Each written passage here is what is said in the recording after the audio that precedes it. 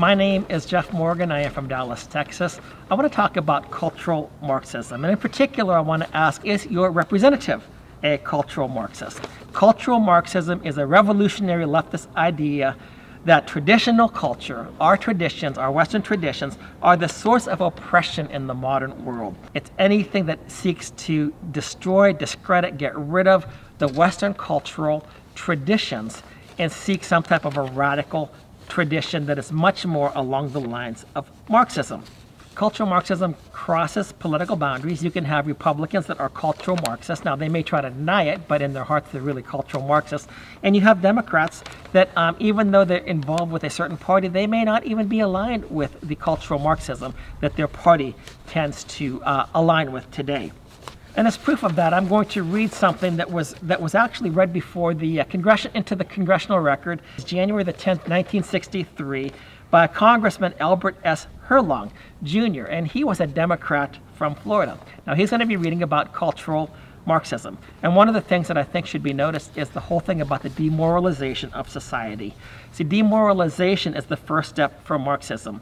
If you want to govern a people that won't push back, erode traditional morality. Bring in a new morality, bring in a progressive morality, bring in a transgender morality, bring in a morality that is progressive and liberal and future-looking. Get rid of traditional morality. Get rid of the traditional sense of right and wrong, man and woman. Confuse morality, demoralize a people. Once a society is demoralized, exposure to true information does not matter anymore. A person who is demoralized is unable to assess true information. The facts tell him nothing. So, for example, some of these trans people, you can show them on paper, look at this boy is a boy. Here is his legal name, here's his birth certificate, here's his DNA, and his DNA shows that he's 100% a boy, and those are the facts. For those that have been demoralized, that means nothing, because the boy identifies as a girl, or vice versa. You can have a girl. All of the DNA says that she is a girl, and the cultural Marxist, the transgender ideologue today says, well, that doesn't make a difference because she wants to be a boy, she identifies as a boy, so therefore she's a boy. Facts mean nothing to them. With demoralization, our arguments end up becoming futile. They just become issues of shouting and emotionalism. Facts mean nothing to those that have been demoralized. The quote attributed to Adolf Hitler says this: how fortunate for leaders that men do not think. And that's exactly what's happening in our society today. That's why you see certain people that can keep pressing an agenda that goes against everything that I, growing up, would have been opposed to, because it went against all sorts of morality. If you want to govern a people so that the people will not push back, you need to start by eroding traditional morality. Albert S. Herlong, Jr., a Democrat from Florida, on January the 10th, 1963, right into the congressional record, 45 planks that came basically from the U.S. Communist Party at the time. Now, these planks were taken from various sources, but he read them into the congressional record. Here's what the Communist Party wanted to do at that time. And there's 45 different planks that are in here. Now, I'm not going to read them all. I'm just going to read a few that I took out, a couple that I combined, because they particularly concern the issue of family. And when it comes down to family, a lot of times people say, well, family is a social issue. You can't really legislate certain things with family. But the reality is that the attack on the family, the war on the family, the war on male and female, the war on for the minds of our children is actually something the communists wanted to see take place so that they could demoralize our society, make our society much more open to communism. So anyway, I have 7 planks here that I either combined a couple or that I pulled out of the 45 planks of the Communist Party from 1963. I'm going to read them and give my a couple of thoughts about them. So the first plank is this: use technical decisions of the courts to weaken basic American institutions by claiming their activities violate civil rights. So the basic institution of society is the family. And when you think about our family courts, they have done more to destroy families than anything that I know of. People have used family courts to bring about very unconstitutional issues, and that has become an attack on families. Family court lawyers, if you're a member of the Texas Family Law Foundation, you're likely to be a cultural Marxist, or at least have some type of cultural Marxist leanings. Number 2, I've combined 2 different planks here, and this would be numbers 24 and number 25. It says eliminate all laws governing obscenity by calling them censorship and a violation of free speech and free press. And number 25 said break down cultural standards of morality by promoting pornography and obscenity in books, magazines, motion pictures, radio, and TV. In other words, this is what the Old Testament prophet might call calling good evil and evil good. When we take what is meant to be good and right and pure and holy, such as sex, and we degrade it, and we throw it in people's face, and we use it in all sorts of perverse ways, that is not protected free speech. That is evil. That is obscenity. That to get rid of that is not censorship. It's just to protect that which is good from being debased by our culture. Number 3, which was also read into the congressional record in January 1963, says present homosexuality, degeneracy, and promiscuity as normal, natural, and healthy. And what I would add to this right now as well is the transgender ideology. The transgender ideology didn't exist at the time, but it goes in here right now. So promote homosexuality, degeneracy, promiscuity, and transgenderism as normal, natural, and healthy. Promote immorality. And we even have in Texas right now, down in Austin, this whole thing called the LGBTQ caucus. They have a lot of power. They have a lot of members. It's a growing thing. And these people are cultural Marxists. If you are a member of the LGBTQ caucus, or if your representative is a member of the LGBTQ caucus, you have to understand that person is a cultural Marxist. Number 4, again, I've combined 2 right here. This would be planks 32 and 38 of the 45 planks that were read into the congressional record. Support any socialist movement to give centralized control over any part of culture, education, social agencies, welfare programs, mental health clinics, etc. And number 38 says transfer some of the powers of arrest from the police to social agencies. So when we think about this, of course we have to think about what's going on in our schools today, the teaching of critical race theory, the teaching of racism, but I think even more so what I think about is CPS, Children's Protective Services, or as many people call it, Children's Predatory Services, a service that actually kidnaps kids. It is very, very evil. It's very interesting because I was reading the opinion of Judge Janice Graham Jack that was written not too long ago regarding CPS in Texas, and it is a very, very, very broken system. And as I'm reading through part of the history, she even mentioned that under Governor Rick Perry and going back to Governor George Bush in 1996, CPS was a problem. We have a legislature that has refused to fix the problems, and they keep on thinking that, well, if we give them more money, we're going to make the problem better. What they're doing by giving them more money, they're empowering the problem. They're giving the problem more power in our lives. The other thing that they mentioned here is that regarding mental health clinics, treat all behavioral problems as psychiatric disorders, which no one but psychiatrists can understand or treat. This is happening once again in the state of Texas as well. Number 5 of these planks that I'm going to mention, and this is number 39 here, and this is kind of a little bit, I just kind of mentioned this. Number 39 says, dominate the psychiatric profession and use mental health laws as a means of gaining coercive control over those who oppose communist goals. This has been taking place in very many instances. You have child custody evaluators, you have people like that weigh in, they give mental health diagnosis. These are really designed in part to say that the state has control over your kids. You as a natural mother or father do not have this type of control. This is perfectly in line with the communist goals of 1963. Number 6 is also number 40 of the planks that were read into the congressional record.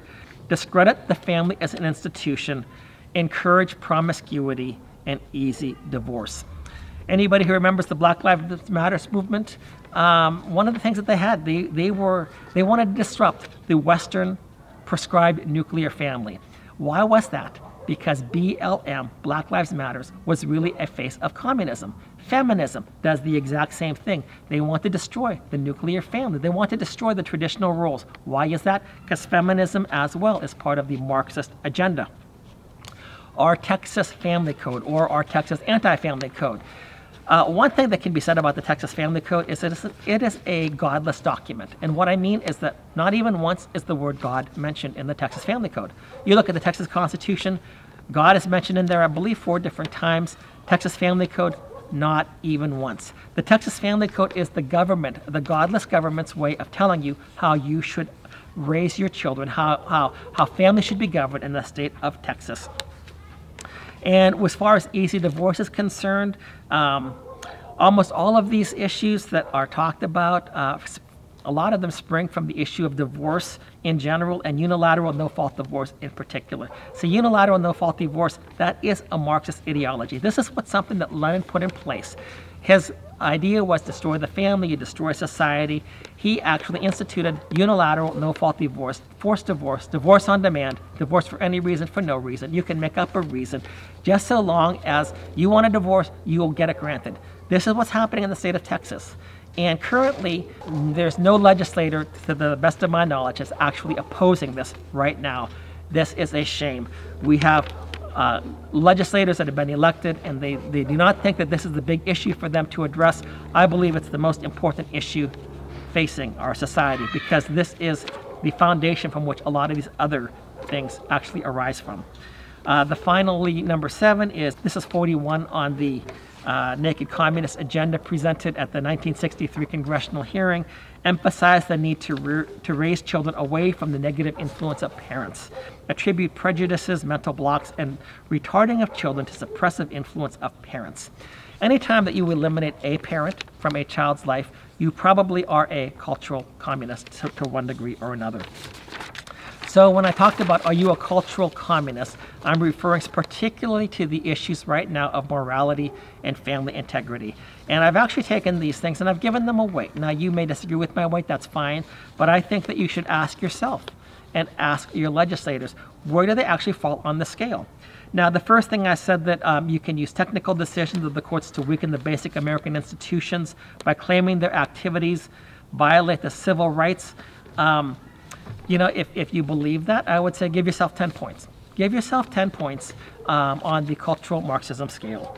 Number 2, if you believe that eliminating all laws governing obscenity by calling them censorship as a violation of free speech, or if you believe in the breakdown of cultural standards or advocate for this, the cultural standards of morality by promoting pornography and obscenity in books, magazines, motion pictures, radio and TV, internet access at schools and stuff like that, give yourself another 10%. I'm going to give that a 10% rating. Number 3 is present homosexuality, degeneracy, promiscuity, transgenderism as normal, natural, and healthy. Give yourself 20 points on the cultural Marxism scale. So right now you have a possibility of 40 points. The LGBTQ caucus, if you're a member of the LGBTQ caucus, or if your representative is, give them 20 points, because this is cultural Marxism. Number 4 says, support any socialist movement to give centralized control over any part of the culture, like the schools, education, social agencies, welfare programs, mental health clinics, transfer some of the powers of arrest from the police to social agencies, such as what happens with CPS. Give yourself 10% if you believe in or advocate this for something like this. Number 5, dominate the psychiatric profession and use mental health laws as a means of gaining coercive control over those who oppose communist goals. Again, I'm going to give this a 10% weighting. If you believe that the psychiatric profession, that that's what we need to consult with a psychiatric professional and the mental health laws to see who should have control over a child, or maybe you shouldn't have control over children at all. If this is what you believe, give yourself another 10%. If this is what your legislator believes, give him or her that 10%. Number 6, discredit the family as an institution, encourage promiscuity and easy divorce. And what I would say right here, no-fault divorce. If your legislator is not standing against no-fault divorce, the repeal of no-fault divorce, that legislator or you, give yourself 25 points. No-fault divorce is the spring from which a lot of these things actually originate. This was something that Vladimir Lenin put into place because he knew that by destroying the family, you would end up destroying society.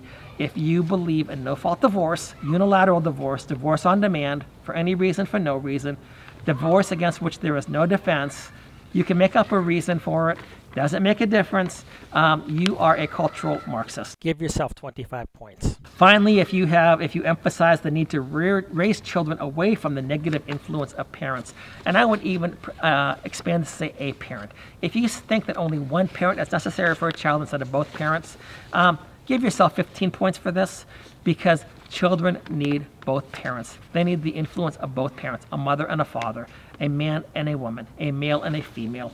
And if for any reason you support laws that say, well, we're going to minimize a parent, we're going to minimize a mother's involvement or a father's involvement in the children's life, give yourself 15 points. So I would just say take a look at yourself, put yourself on the scale, see how much of a cultural Marxist you are. I know that there are some people that are 100% cultural Marxists. I know that there are Republicans that are probably 35, 40%, maybe 70% cultural Marxists. I will be glad to put myself on this scale as well, and I will tell you that with regard to myself, I am a 0% cultural Marxist. If you want to be a cultural Marxist, know that I and others will be opposing you. And if you are a Republican that are a cultural Marxist, or if you are a Democrat that are a cultural Marxist, because cultural Marxism crosses all political boundaries, we will oppose you. We want to have a society that believes in good and evil, a society that is not called evil good and good evil, a society that is rooted and grounded in morality, a society that says we will not demoralize our children and our grandchildren so that we have people that cannot think for themselves, people that will not resist the encroachment of government into our lives. We will not have a part in promoting cultural Marxism in our world. Again, rate yourself on these. I'll leave the questions here. Tell me what your thoughts are about this whole thing, and if you want to, tell me where you rate on the cultural Marxism scale yourself. And if you have any legislators that you want to put on there, put them on there as well. That's it. Thanks so much.